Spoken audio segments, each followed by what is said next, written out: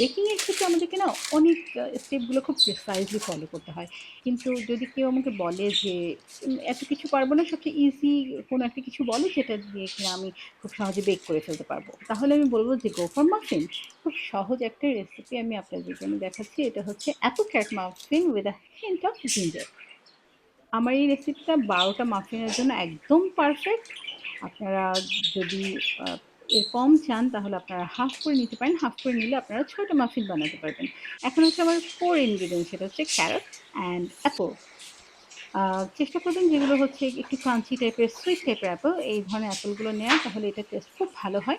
এখানে আমি এই সাইজের, মানে এটা কিন্তু মোটামুটি একটু বড় সাইজের, এরকম সাইজের একটা গাজর নিয়ে নিচ্ছি এবং এটা কিন্তু একদম ওই যে ফাইন যেই আ গ্রেটারটা আছে ওটা দিয়ে গ্রেট করে নিচ্ছি এবং আমার এখানে একটা ক্যারটে মোটামুটি হাফ কাপ হয়ে গিয়েছে।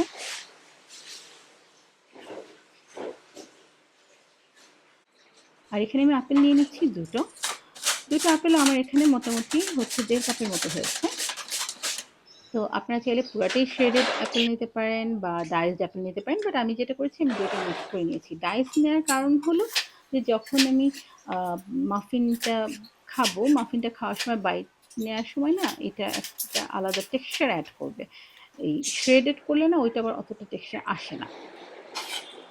এরপর নিচ্ছি আমি জিঞ্জার।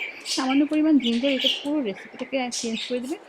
আপনারা চাইলে জিঞ্জার পাউডার ইউজ করতে পারেন। সেক্ষেত্রে আপনারা 1/2 চা চামচ ড্রাইড জিঞ্জার পাউডার ইউজ করতে পারেন। বাট আমি আপনাদেরকে সাজেস্ট করব আপনারা ফ্রেশ জিঞ্জারটা ইউজ করবেন। আমার কাটাকুটির কাজ শেষ। এখন আমি এর মধ্যে দিয়ে দিচ্ছি 1/2 কাপ তেল। এরপর হচ্ছে butter milk, 3/4 cup of butter milk. এরপর হচ্ছে আমি দেব এগ। এখানে আমি ২ টো ডিম ইউজ করছি। ডিমগুলোকে আমি একটু ফেটে তারপর আসলে মিশিয়ে নিচ্ছি। তাহলে এটা ওই বাকি সবকিছুর সাথে খুব ভালো মতো মিশে যাবে।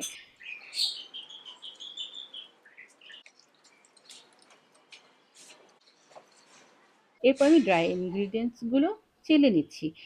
বেকিং এর ক্ষেত্রে এই স্টেপটা কখনো মিস করবেন না যে আপনার ময়দা বা বাকি যেই ড্রাই ইনগ্রিডিয়েন্টস গুলো থাকে সেগুলোকে অবশ্যই চেলে নিবেন। এখানে আমি ময়দা ২ কাপ নিয়ে নিচ্ছি। ২ কাপ ময়দায় মোটামুটি 240 টু 250 গ্রাম হয়ে থাকে। তারপর আমি লবণ নিয়ে নিচ্ছি। এখানে আমি বেকিং পাউডারও ইউজ করছি, বেকিং সোডাও ইউজ করছি। আর আপনারা চাইলে পুরোটাই হচ্ছে ক্যাস্টার সুগার দিয়ে বানাতে পারেন। বাট আমি এখানে ব্রাউন সুগার ইউজ করছি। কারণ ব্রাউন সুগার না আপনার যে মাফিনটাকে ময়েস্ট করবে এবং ডেফিনিটলি টেস্টও মাচ বেটার করবে। 1/4 কাপের মতো হচ্ছে ব্রাউন সুগার নিয়েছি এবং বাকি হাফ আ কাপও হচ্ছে আমি হোয়াইট সুগার বা হচ্ছে ক্যাস্টার সুগার নিয়ে নিয়েছি। তারপর ড্রাই ইনগ্রিডিয়েন্টসটা মিশিয়ে আমি এই যে ওয়েট ইনগ্রিডিয়েন্টস যেটা রেডি করে রেখেছিলাম আপেলের সাথে মিশিয়ে, সেটার সাথে আমি এই ড্রাই ইনগ্রিডিয়েন্টসটা জাস্ট ঢেলে ফোল্ড করব। এখানে আপনারা আবার ইলেকট্রিক বিটার বা অন্য কোনো কিছু দিয়ে একদম মানে বিট করার চেষ্টা করবেন না, মিক্স করার চেষ্টা করবেন না। হুইস্কের কোনো দরকার নেই। জাস্ট আস্তে করে ফোল্ড করে দেওয়া যেন ময়দাটা ড্রাই না থাকে। সবটুকু যেন একদম ইনকর্পোরেট হয়ে যায়। যদি আপনারা ভ্যানিলা এসেন্স ইউজ করে থাকেন বা এক্সট্রাক্ট ইউজ করে থাকেন তাহলে ওয়েট ইনগ্রিডিয়েন্টস এর সাথে ১ চা চামচ পরিমাণ ভ্যানিলা আপনারা এড করে দিবেন।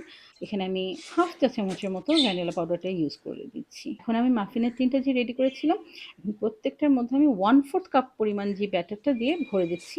এই মাপে করলে ১২ টা মাফিন আপনার খুব সুন্দর মতো হয়ে যাবে। আমি বেক করতে দিয়ে দিচ্ছি ১৭৫ ডিগ্রি সেলসিয়াসে 18 টু 20 মিনিটসের জন্য।